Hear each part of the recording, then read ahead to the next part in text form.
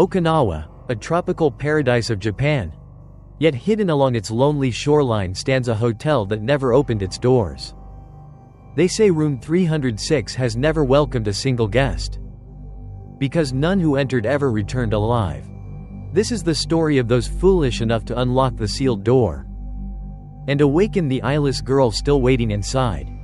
And if you're watching this in the dark, whatever you do, don't look at the mirror near you. Chapter 1: The Invitation from the Dark. Kenji Nakamura sat alone in his dim room, the flickering light from his laptop screen reflecting his exhausted eyes.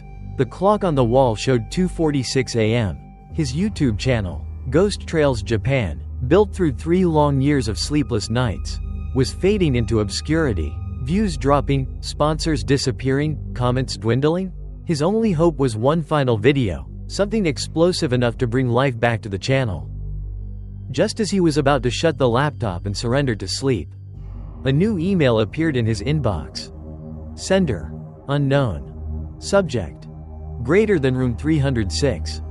Kenji frowned, clicking on it with hesitation. The message was short and unsettling.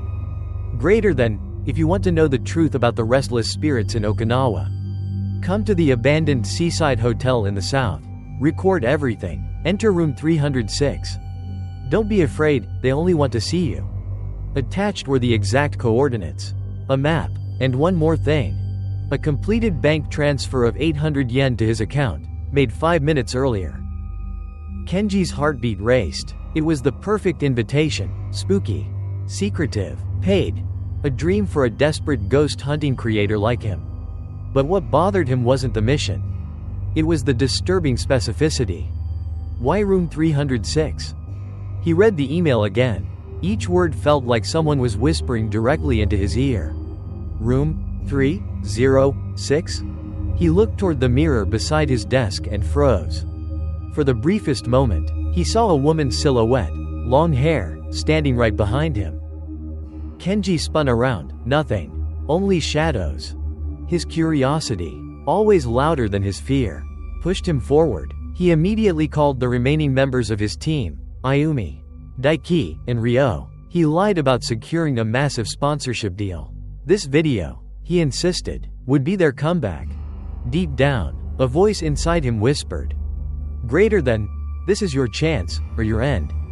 3 days later, they boarded a flight to Okinawa. The ocean below shimmered beautifully under the morning sun. Through the window, Kenji stared at the calm sea, but in his mind, there was only one thing. Room 306, do not enter. Yet the same place that terrified him also pulled him closer with irresistible gravity. The moment he opened that email, something from the hotel had already followed him. Chapter 2: The Cursed Hotel. The old van screeched to a stop before a decaying structure by the Okinawa shoreline. The wind howled violently, carrying the sharp scent of salt and the musty odor of rotting vegetation. The hotel stood like a massive corpse, its concrete bones exposed under the harsh sun, a monument of abandonment. Once meant to be a luxury seaside resort, it had never even opened its doors. Ayumi stepped out first, immediately shivering. Greater than: I feel like this place doesn't want us here. Vines engulfed the walls, clinging tightly like hungry serpents. Broken windows stared outward as hollow sockets of a forgotten giant. The corroded hotel sign still bore a few rusted letters, enough to guess its name, Ocean Blue Hotel. But now, drenched in shadow and decay, it resembled a cursed relic far more than a paradise. Daiki, always the bravest, or most foolish, hoisted the camera onto his shoulder with a grin.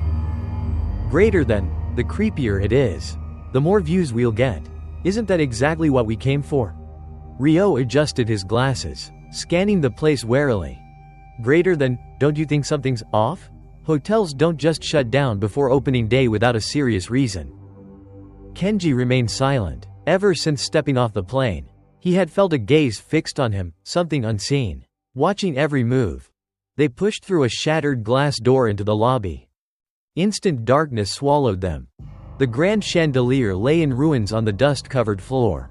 The reception desk sat frozen in time, old computers, scattered papers, and keys still hanging from the board as if expecting guests who would never arrive.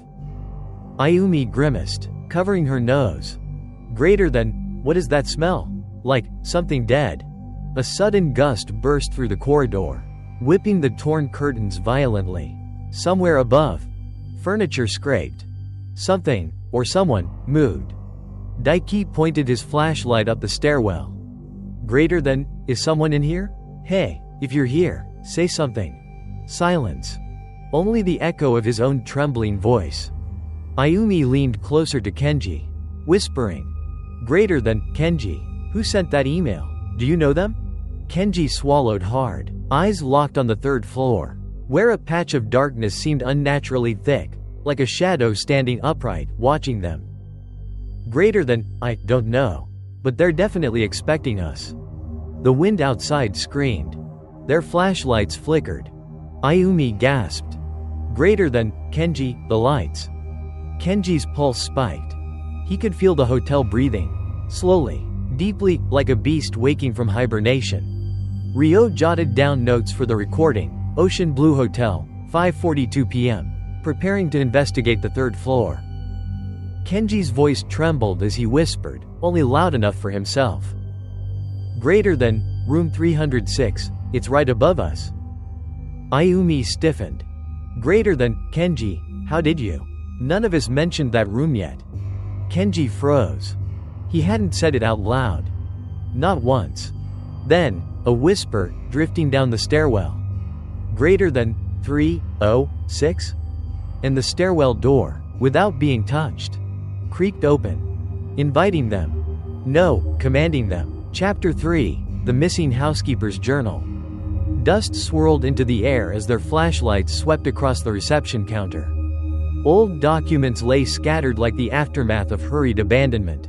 A small bell on the desk suddenly gave a sharp ding, though no one had touched it. Ayumi clutched Kenji's arm. Greater than, we didn't do that, right? Kenji shook his head, attention drawn to the key rack behind the desk. Most keys were coated in filth and rust. Except one. Room 306, the key gleamed unnaturally, like someone had polished it recently. A cold breath crawled up Kenji's spine. He reached out, fingertips brushing the metal. A sensation shot through him, like a hand gripping his wrist from behind. He spun around, nothing. Only shadows. Ryo rummaged through an old drawer and found a black leather notebook. Beside it lay a dusty staff name tag. Mizuki Tanabe, housekeeping. Greater than, looks like a housekeeper's log, Ryo murmured. They gathered close, illuminating the pages. The first entries were ordinary, chores, dates, maintenance notes. But soon, the handwriting became frantic, uneven, fear-stricken. One entry read, Greater than, I refuse to go back to the third floor. We all heard crying from inside room 306, though there shouldn't be anyone in there. The group exchanged looks. Anxiety seeped into each of them. Ayumi turned another page, her voice trembling. Greater than, she was in the mirror, staring straight at me. But she had no eyes. I told the manager, they said I was exhausted. Ink smeared across the page, tear marks soaked into the words. Greater than, last night. The door of 306 opened by itself. Someone walked out. I heard wet footsteps in the hallway. She's searching for a replacement. Ayumi pressed a hand to her mouth, trying not to sob. Daiki, trying to laugh it off. Greater than, just some staff playing pranks. But Ayumi flipped to the final entry. Scratched in jagged strokes. Greater than, if I disappear, do not look for me. And never open room 306. The moment Ayumi finished reading, footsteps began descending the stairs. Slow. Heavy. Approaching. Thump. Thump. Thump. Daiki whispered shakily. Greater than, do you guys hear that? Kenji clutched the journal tighter, his fingers trembling. Then, a woman's voice breathed right behind them. Greater than, don't read anymore. They jerked around. Empty air. But in the reflection of the large mirror behind the desk, there was one extra figure standing with them. A woman. Hair covering her face. Unmoving. Chapter 4, The Voice from the Third Floor. The group stood frozen, Breaths shallow, eyes glued to the mirror. That fifth reflection, a woman with long, messy hair veiling her face, stood inches behind Ayumi. But in the real room, there was no one. Ayumi whimpered, feeling cold air brush the back of her neck. Greater than, Kenji, are you behind me? Kenji's voice cracked. Greater than, I'm right in front of you. In the mirror, the woman lifted her head ever so slowly. A pale, undefined face stared back. No eyes, no mouth, just an empty mask of death. Ayumi screamed and spun around, the presence vanished. Silence fell, heavy enough to suffocate. Ryo checked the camera, hands shaking. The video feed warped with white noise, distorted screeches like nails scraping metal. Daiki tried to force a laugh. Greater than, equipment glitch. That's all. But Kenji knew better. Electronics only failed like this when something not from this world appeared. The oppressive atmosphere thickened. The floorboards groaned under a presence unseen. Kenji's gaze drifted upward, toward the third floor. Ayumi noticed his stare. Greater than, what is it? Kenji's voice dropped to a whisper. Greater than, room 306, is up there? Ayumi shivered. Greater than, Kenji, how do you? No one mentioned that number yet. Kenji's veins iced over. He hadn't spoken of room 306 since they arrived. And then, greater than, 306? A breathy, broken whisper slithered down the stairwell. The stairway door, untouched, creaked open, hinges screaming, a slow invitation into darkness. Ayumi clutched Kenji's sleeve. Greater than, someone called the room number. A gust of cold wind came from the stairwell. Not just air, but a command. Daiki swallowed hard, stepping forward. Greater than, we came here for proof. This is it. One flickering flashlight beam pointed into the unknown. Kenji felt it before he saw it. The hotel wanted them upstairs. And like prey drawn into a predator's maw, they stepped toward the dark. Every stair groaned under their weight. The deeper into the shadows they went, the farther they walked from salvation. At the landing of the third floor, something waited. Watching. Chapter 5, Air that refused to breathe. The third floor felt like stepping into a different realm. A world where air itself resisted entry into the lungs. Every breath scraped through their throats like cold, rotten smoke. Their flashlights cut through the gloom, revealing walls covered in deep scratch marks, clawed by desperate hands trying to escape. The corridor stretched endlessly, each door numbered but worn, except one. Room 306. Its number plate looked new, uncomfortably new. Ayumi hugged herself. Greater than, who would make these marks? This looks like someone was trying to get out. No one answered. Because the real question was worse. Out from what? Their footsteps echoed, but there was a second set of steps trailing them. Wet. Dragging. Squish, tap, squish, tap. Daiki pointed his camera along the wall. Greater than, this is insane. The audience will freak out. His words died.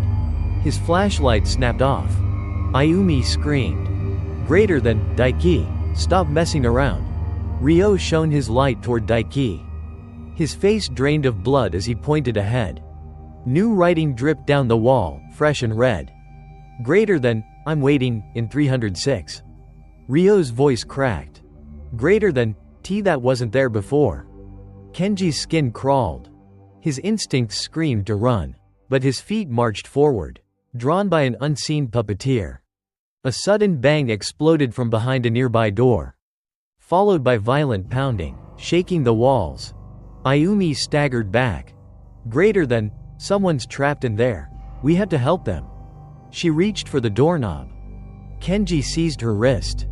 Greater than, no, we don't know what's in there. The pounding intensified, becoming frenzied, as if bones shattered behind the door. Then, silence. Complete, horrifying silence. Kenji felt a cold breath brush his ear. A whisper seeped straight into his brain. Greater than, come. To 306. His flashlight flickered toward the end of the hall. The door to room 306 shook. as though something inside was pushing outward, eager to greet them. Kenji's hand clenched around the key. It trembled. Ayumi's voice was barely audible. Greater than, Kenji, can we still go back? Kenji swallowed, his throat bone dry. They had reached the point where turning back no longer existed. The darkness ahead shifted, and the door of room 306 opened a crack, welcoming them, hunting them. Chapter 6, The Sealed Door. Room 306 loomed at the end of the corridor like the final destination in a nightmare. Even though everything else around them was swallowed in darkness, that door seemed to absorb all light, becoming the center of a gravitational pull they couldn't resist. Kenji approached first, his heartbeat hammering in his ears. Their flashlights illuminated the horrifying truth. The door was tightly bound with rusted metal wires wrapped over and over again, as if to lock something inside, not to keep outsiders away. Tattered paper talismans hung from the wires. The ink symbols had faded into rusty stains, like dried blood. Each charm fluttered weakly as though breathing with the room. Ayumi stepped back, voice shaking. Greater than, someone sealed this door on purpose, to trap whatever's inside. Ryo reached out to touch the cold metal. His fingers recoiled as if bitten by frost. Greater than, it's freezing, like someone clawed at it. Kenji lowered his light. Scratch marks covered the wires. Human fingernails had tried to tear these restraints free. Daiki, trying to stay brave, aimed the camera close. Greater than, hey, whoever or whatever's doing these effects, great job scaring us. As he said it, clink. A metal wire snapped. By itself. Ayumi screamed. Greater than, don't touch it anymore. It moved on its own. One by one, the wires loosened, snapping free like brittle bones. A soft, wet breathing sound seeped through the gap. Something alive was inside. Ryo's voice cracked. Greater than, is someone crying in there? Kenji bent down, shining his light into the slot under the door. A pale, lidless eye stared right back at him. Not a human eye. Just a solid, milky white orb. Shifting, focusing, watching him. Kenji jerked backwards, heart stopping for a beat. Ayumi clasped her hands over her mouth to muffle a scream. The door shuddered. Once. Twice. The last wire snapped. Every talisman fell away, like dying leaves in the wind. The door was now held closed only by a single lock. Kenji looked at his own hand. The cold metal key of room 306 lay in his palm. He didn't remember lifting it. Ayumi's voice was thin as smoke. Greater than, Kenji, please, don't use that key. Don't open that door. But Kenji's body wasn't listening. A force, ancient and merciless, moved his arm forward. The key slid into the lock like it belonged there. Like it had been waiting years for this moment. Ayumi begged, sobbing. Greater than, Kenji, stop. Kenji's fingers turned the key. Click. A sound so small. Yet with it, fate snapped shut around them. They all realized. The moment room 306 opened, nothing would ever be the same again. Chapter 7. The Room Without the Living. Kenji's hand trembled violently as the lock clicked open. The door swung inward, slow and deliberate, like someone unseen was holding the handle from the inside, welcoming them in. A wave of rot and mildew struck them immediately. Thick, suffocating, and beneath it, the unmistakable stench of decay. Ayumi gagged, clutching her chest. Their flashlights revealed a room swallowed by darkness and ruin. Wallpaper hung in shredded strips, clawed down as if by hands in anguish. Furniture lay overturned. A chilling stillness haunted every corner. But all eyes were drawn to the center. A full-length mirror, covered with a deep crimson cloth. The cloth moved, ever so slightly. Ayumi whispered, terrified. Greater than, that cloth, it's moving, there's something under it. Daiki took a hesitant step forward, biting his lip. Greater than, probably just the wind. There was no wind. Kenji grabbed Daiki's arm. Greater than, don't touch that. But then, a soft, feminine voice drifted from right beside their ears. Greater than, take it off, please. Ayumi screamed. Daiki stumbled back. The cloth fluttered again, almost pleading. Daiki, desperate to prove his bravery, or perhaps losing control of it, reached out. Ayumi lunged forward. Greater than, no, don't. Too late. The cloth fell. Light hit the mirror. And the room changed. 4 reflections stared back. But they weren't alone. Behind Daiki stood a woman, tall and horribly thin. Her hair hung like a wet shroud. Where eyes should be, there were only smooth, hollow voids. No nose. No mouth. Yet somehow, she smiled. Ayumi shrieked. Greater than, she touched him. Daiki froze in place, eyes wide, lips parted in silent terror. His skin paled as his breath turned shallow. Kenji's voice shook. Greater than, Daiki, move, step away from the mirror. But Daiki couldn't move. He was pinned by an unseen force. Ryo zoomed the camera toward the mirror. And the reflection became more horrifying. From inside the glass, the woman's lips tore open into an impossible, vertical grin, splitting all the way to her ears. With a grotesque tenderness, her hand emerged from the mirror, resting atop Daiki's head. Ayumi fell to her knees, sobbing. Greater than, she's claiming him. Kenji's legs turned to stone. The room felt like it was breathing, inhaling their fear. The woman in the mirror inclined her head, eyeless gaze fixed directly on Kenji. Greater than, you finally came, Kenji. Kenji staggered back, heart collapsing into dread. He thought they came here for a video. For fame. For one last chance. But now he saw the truth. Room 306 didn't wait for them by chance. It called Kenji home. Chapter 8, The Mirror of the Dead. The ceiling lights flickered violently as terror soaked into every inch of the room. Daiki's body lay limp on the floor, no longer convulsing, but stiff, like a corpse freshly pulled from a frozen grave. His eyes remained open, glassy and unfocused, as if his soul had been unplugged from reality. Ayumi clutched Daiki's shoulder, shaking him feverishly. Greater than, Daiki, wake up, please. But his skin felt like ice, and his chest did not rise. Kenji pulled Ayumi away. Greater than, don't touch him. We don't know what's inside him now. The mirror pulsed, shadows writhing beneath its cracked surface. It was no longer reflecting the present room. Instead, it showed a darker version, filled with motionless silhouettes crowding against the glass. Ryo, terrified yet desperate for answers, aimed the camera again. Kenji hissed. Greater than, don't. Too late. On the camera screen, dozens of dark figures surrounded them, standing shoulder to shoulder where the air was empty. Ryo's voice quivered. Greater than, they're here, but we can't see them. Then a whisper. Soft, pleading, inhuman, coiled around their necks. Greater than, don't be afraid. Let me see your face. The woman in the mirror lifted her head. Her eyeless gaze pierced straight through Kenji. Ayumi screamed. Greater than, don't look at her face. Daiki did, that's why. Every light snapped off. The room plunged into absolute black. Ayumi shrieked as something icy hooked around her ankle, dragging her toward the mirror. Her nails scraped desperately against the floor, leaving marks of raw terror. Greater than, help me. Kenji. Kenji and Ryo grabbed her arms, pulling with every ounce of strength. More hands erupted from the mirror. Pale, rotting, grasping, all frantic to pull Ayumi into the abyss. Ayumi cried hysterically. Greater than, she wants me. She wants to take me. Kenji roared. Greater than, let go of her.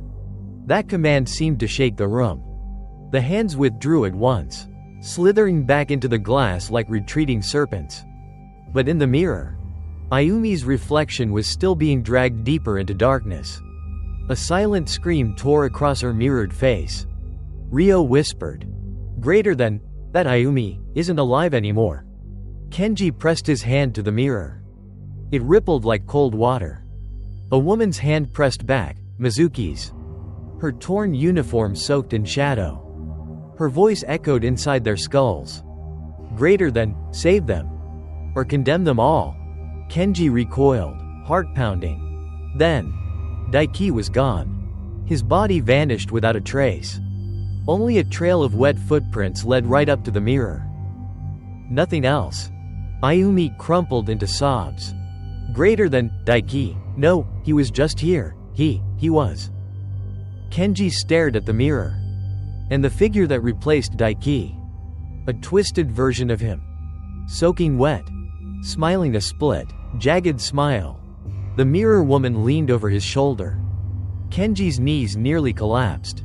She wasn't trying to frighten them. She was showing them. That room 306 takes those who look at her. And she had chosen who would be next. Chapter 9, Vanished. The air in room 306 felt heavier than death itself. Daiki's body, which had been lying at their feet just moments ago, was gone. No drag marks, no broken furniture, no proof he had ever existed there at all. Ayumi's voice cracked as she screamed his name. Greater than, Daiki, he was right here, he was right here. Kenji checked for any trace, his palms sweating, his heart rattling his ribs. No pulse. No warmth. No presence left behind. Only that trail of wet footprints leading to the bathroom door. Ryo's flashlight trembled as he pointed toward it. A low, sickening glug, glug sound gurgled from within, like water refusing to drain. Kenji swallowed a lump of dread. Greater than, he was taken. Ayumi shook her head violently. Greater than, no, someone might have dragged him. Help me open it. She rushed forward. But the bathroom door slammed itself shut with a deafening crack. A thin layer of mist crept onto the bathroom mirror. Then words slowly appeared. Scratched out from inside. Greater than, he looked at me. Ryo staggered back. Greater than, not someone, something took him. Kenji's vision swam. As he turned toward the large mirror again. Daiki was there. Standing inside the darkened reflection. Facing away from them. His wet clothing dripping into a crimson pool at his feet. Ayumi gasped and pressed her hand to the glass. Greater than, Daiki, look at me, please. In the mirror, Daiki's body twitched. His head turned. Not his shoulders. Just his head. Twisting all the way around like a broken puppet. His smile split across his cheeks, unnaturally wide. And instead of eyes, two bleeding holes stared back. A distorted voice, layered, impossible, emerged through Daiki's gaping mouth. Greater than, one soul, claimed. Two more, to pay the debt. Ayumi collapsed, sobbing uncontrollably. Kenji shouted into the glass. Greater than, let him go. The mirror warped, rippling as if made of liquid. Daiki's image drifted backward, swallowed into darkness. Gone. Ayumi pounded the mirror with her fists, screaming Daiki's name. The glass only shimmered under her palms, cold, mocking. Kenji grabbed her, pulling her into his arms. Greater than, Ayumi, stop, that's not Daiki anymore. She looked up at Kenji. Her eyes filled with raw, bleeding fear. Greater than, she took him. And she wants more. Kenji and Ryo turned slowly toward the door. It had shut completely. 306 had claimed its first soul. And somehow, Kenji could feel the room smiling. The hunt had just begun. Chapter 10, The Last Photo. No one spoke. No one even dared breathe too loudly. Ayumi's tears dripped onto the dusty floor as she clung to Kenji. Ryo picked up the camera from where it had fallen, his hands trembling uncontrollably. The red, rec, light still blinked, stubbornly documenting their torment. He rewound the footage, desperate for anything that could explain what happened. Static scratched at their ears. Images warped. Then, the camera froze on Daiki's last clear frame. Daiki stood before the mirror, confident, alive. But behind him, the eyeless woman already towered, her skeletal fingers reaching toward his neck. Ayumi choked on her gasp. Greater than, she marked him from the start. Ryo swallowed, continuing the playback. The mirror woman's fingers melted into Daiki's skin, like black ink soaking into paper. Kenji whispered, Greater than, she chose him, before we saw her. Another clip auto-loaded. A still image, taken seconds before the cloth fell from the mirror. All 4 of them in frame. But when Ryo zoomed in, only 3 living faces appeared. Next to Daiki was a smooth, pale faceless head, with a torn smile seeping from cheek to cheek. Ayumi let out a quiet sob. Greater than, she was always there, waiting. Then the camera screamed with static. The screen twisted into dripping shadows. A voice, glitching, layered with countless whispers, spilled from the speakers. Greater than, one more. The mirror behind them cracked. Kenji spun around. A new fracture snaked across the glass, like something inside was punching to break out. Ryo stammered. Greater than, she's trying to escape the mirror. Ayumi backed away until her spine hit the wall. Greater than, we have to get out. Kenji, now. Kenji rushed to the door. Yanked the handle. It refused to move. The lock began to turn itself, metal grinding like a growl. Ayumi screamed as hands, dozens of them, smeared in black water, pressed against the inside of the mirror. Each one scraping, begging, claiming. Ryo dropped the camera. His voice barely formed a whisper. Greater than, we're not just recording ghosts anymore. We're recording our own deaths. Kenji braced himself in front of Ayumi. The cracks continued to spread. A violent warning that the barrier was failing. The mirror woman leaned closer, her torn grin widening. Her voice seeped from every crack. Greater than, decide. Who disappears next? Chapter 11, Mizuki's Curse. The darkness inside room 306 thickened, swallowing sanity with every passing second. Daiki was gone, consumed by the mirror. Ayumi trembled uncontrollably, her mind breaking beneath the terror. Ryo slammed his shoulder against the door again, voice cracking. Greater than, open, let us out, someone help. The walls vibrated as if laughing. The door didn't budge. Ayumi collapsed into a corner, clutching herself. Greater than, why Daiki? Why him? Kenji didn't answer. His eyes were glued to the mirror, where another figure began to materialize beside Daiki's twisted form. A young woman in a housekeeper's uniform. Name tag, Mizuki Tanabe. Ryo gasped. Greater than, the woman from the journal. Her gaze, or what should have been a gaze, locked onto Kenji. She raised one bony arm, pointing at the mirror. Kenji felt his heart stop. Greater than, she's telling us something. A whisper seeped into their minds. Greater than, break the binding? Ayumi sobbed. Greater than, what binding? What does she want from us? Mizuki extended her hand downward, poking at the bottom of the mirror. Ryo crouched low, shining his light beneath the frame. His fingers brushed something, old fabric, soaked and frayed. He pulled out a long black cloth cord. Kenji's breath caught. Greater than, this must be what ties their souls here. Ayumi screamed. Greater than, Kenji, tear it, hurry. Kenji grabbed the cord, and the entire room howled. A gale of icy wind whipped their hair and clothes. The mirror rattled violently. Screeches erupted, the screams of countless lost souls. The eyeless woman lunged at the glass from inside. Her grin split wider, spewing black liquid. Greater than, don't. Her voice thundered. But Kenji, fueled by desperation, pulled with all his strength. Snap. The cord broke. Light flickered. Glass cracked. A shadowy vortex sucked inward, like a storm raging behind the mirror. Ayumi clutched her ears, crying out in agony. Ryo dropped to the floor, covering his head. Kenji staggered, staring into the mirror. Mizuki stood still, eyes dripping black tears. Behind her, Daiki was being dragged further into the darkness. Ayumi choked. Greater than, did we save him? Kenji's voice barely escaped. Greater than, no, she didn't release him. We just weakened the seal. Ryo looked up, horrified. Greater than, that means she can come out easier now. The mirror stilled. Silence returned. Daiki was gone. But Mizuki remained. her face a haunting mixture of suffering and vengeance. Kenji stepped back, throat tightening. They had severed only one chain. And the thing lurking behind that glass still demanded 2 more souls. Chapter 12, The Gate to the Beyond. The room fell into a suffocating silence. No Daiki. No escape.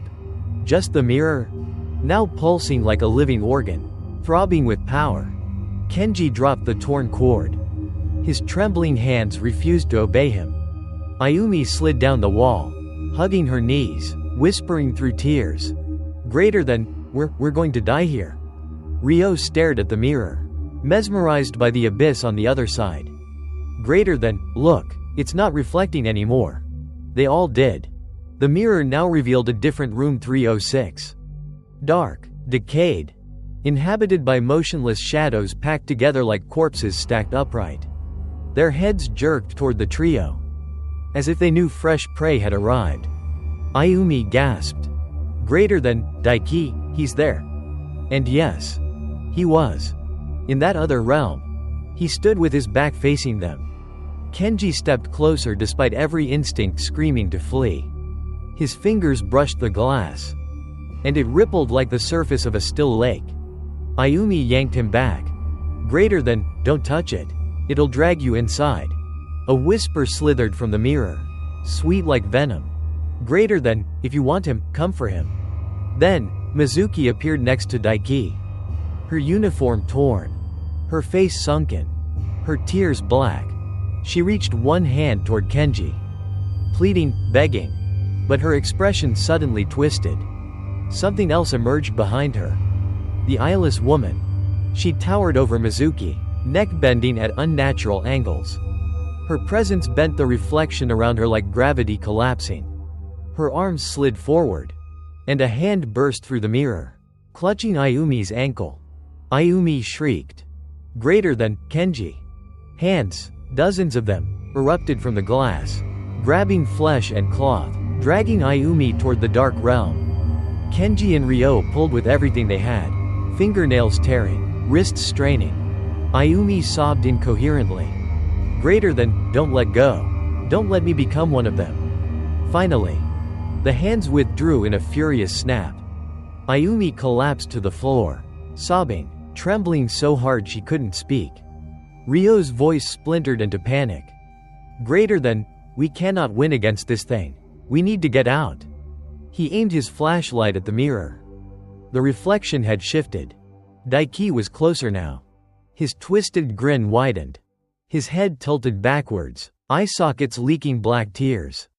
And through his lips, the eyeless woman spoke. Greater than, 2 more souls. That is the price. Kenji's heart seized. Ayumi clung to him, breath quivering, voice shaking. Greater than, she wants 2 more. There are 2 of us left. Kenji held her tight. The mirror surface suddenly stretched outward, forming a warped doorway opening into the darkness. A gateway. A trap. A promise. Ayumi stared into it, horrified. Greater than, if we stay here, she'll come through. Kenji's voice was barely a whisper. Greater than, she already has. Chapter 13, Desperate Escape. They stumbled backward, gasping for air that refused to fill their lungs. There was only one thought left. Run. Do not look back. Kenji yanked Ayumi up from the floor and dragged her toward the door. Ryo stayed behind them, flashlight jerking wildly as he turned to keep eyes on the mirror. Behind them, wet footsteps began. Slow. Deliberate. Predatory. Squish, tap, squish, tap. Ayumi sobbed. Greater than, we should never have come. We should never have come. Kenji slammed into the door and twisted the handle. Locked. Solid. Ryo's voice cracked. Greater than, the key, Kenji. The key. Kenji looked down at his hand. Empty. He could have sworn he still held it after unlocking the door. But now, it was gone. Ayumi backed into a wall, her voice breaking. Greater than, it's still inside. The key is still with her. The footsteps grew closer. Ryo turned his flashlight toward the hallway. And froze. Daiki stood there. Head tilted. limbs contorted at unnatural angles, skin glistening wet, his eyeless sockets locked onto them. Ryo shouted, "Greater than, move, go." They tore down the hall toward the stairwell. The hotel groaned around them like a beast waking, walls shifting and breathing. Doors along the corridor burst open, revealing faceless people lurking inside, heads snapping toward the noise. Silent screams stretched across blank features. Ayumi cried, "Greater than, they're all dead. We're running through a tomb." They sprinted down the stairwell, stumbling, scraping their hands against rusted rails. Their flashlights flickered, and Daiki's twisted figure crawled on all fours after them, limbs bending like a spider. Ryo swore through his teeth. "Greater than, he's faster, go." Finally, the ground floor, the entrance doors. Salvation. Kenji slammed into the glass. It didn't break. It absorbed the impact like rubber. Outside, the sea crashed violently against the rocks. But the horizon looked wrong. Like the world beyond had turned to pure darkness. Ayumi's voice became a terrified whisper. "Greater than, there's no outside." Kenji's chest tightened with rage and fear. "Greater than, this monster, it's trapped the whole hotel in another place?" Ryo whirled around. Daiki wasn't on the stairs anymore. He was right behind them. Ayumi screamed. Kenji shoved her behind him. Daiki lunged. Ryo intercepted, slamming his camera into Daiki's face. Crack. The lens shattered, sparks flying. Daiki didn't flinch. Ryo roared, "Greater than, run. Take Ayumi and run." Ayumi clutched Kenji's sleeve, sobbing. "Greater than, no. Ryo, come with us." Daiki's black maw opened, widening beyond what a human jaw should allow. Shadows spilled out, snaring Ryo's limbs, choking him. Ryo yelled one last time. "Greater than, live. Don't let her take another soul. Go." The shadows yanked him into the darkness. Gone. Kenji and Ayumi stood paralyzed by horror. One friend drowned in the mirror. The other dragged into oblivion. Ayumi collapsed against Kenji, shaking uncontrollably. "Greater than, we're next. We're next, we can't escape." Kenji held her tighter, teeth clenched so hard they hurt. "Greater than, I'll get you out. Even if I have to drag you out of hell itself." Ayumi looked at him. Eyes red, hopeless. The hotel lights all flickered on at once, illuminating every faceless corpse lining the walls. And at the top of the stairs, the eyeless woman watched them, her smile stretching wider and wider and wider. Chapter 14, Leaving the Hotel. Kenji pounded his fists against the glass entrance until they throbbed with pain. No cracks. Not even a scratch. Ayumi pressed herself against the door, screaming for help into the endless void outside. "Greater than, is anyone out there? Help us, please." But the night beyond offered nothing. No wind. No waves. No sound. It was as if the world outside had been erased. Kenji's voice shook. "Greater than, we're not in our world anymore." A cold truth pierced Ayumi's heart. Ocean Blue Hotel was no longer connected to reality. Ryo's camera lay shattered on the floor, its broken lens glinting in the lifeless light. Ryo himself, gone. Ayumi sobbed harder. "Greater than, we lost him. We lost Daiki. Kenji, we have to leave before she takes us too." Kenji grabbed her hand. "Greater than, we will leave. I swear it." But as they turned, Daiki stood only a few steps behind them. Not walking. Not breathing. Just there. His head drooped limply. But his smile, that jagged, broken smile, twisted grotesquely across his face. In his hollow sockets, two white dots flickered like trapped souls screaming. A woman's voice seeped from his unmoving jaw. "Greater than, one more soul." Ayumi clung to Kenji, nails digging into his arm. Kenji stepped forward, voice cracking. "Greater than, take me. Let her go." Ayumi screamed. "Greater than, no, Kenji." Daiki's smile widened, skin splitting slightly with wet tears of blood. The eyeless woman appeared behind him, her bony fingers stroking his ruined face like a treasured puppet. Her grin tore impossibly wide. Greater than, not yet. The lights above them flashed, bulbs bursting one by one, showering glass like falling stars. Ayumi cried. Greater than, Kenji, I'm scared, I don't want to die here. Kenji pulled Ayumi into his arms, his heart pounding a war drum. He turned away from Daiki, from the woman, from the horrors waiting to devour them. He lifted Ayumi up by her shoulders. Greater than, stay with me. We're going to make it out.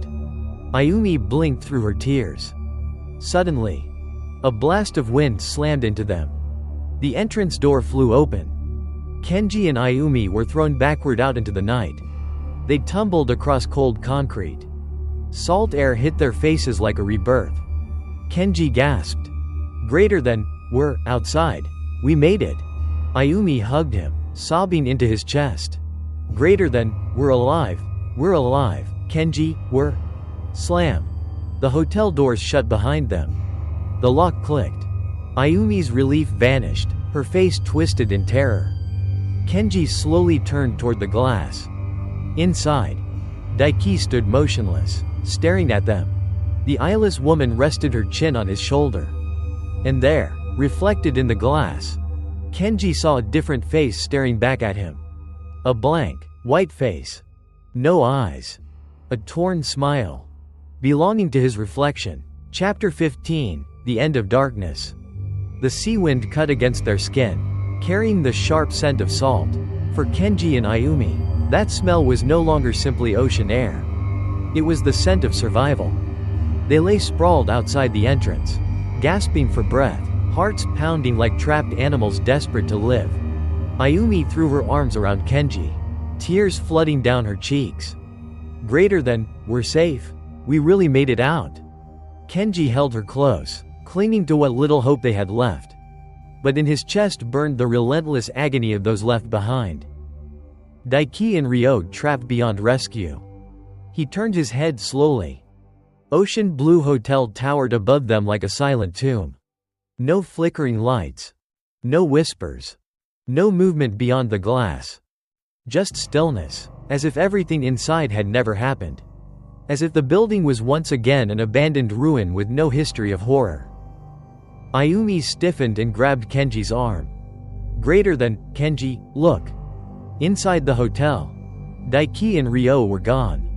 No silhouettes in the lobby.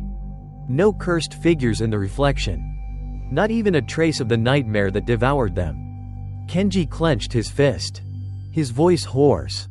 Greater than, Ayumi, we have to tell the police. We must help them. Ayumi panicked, shaking her head violently.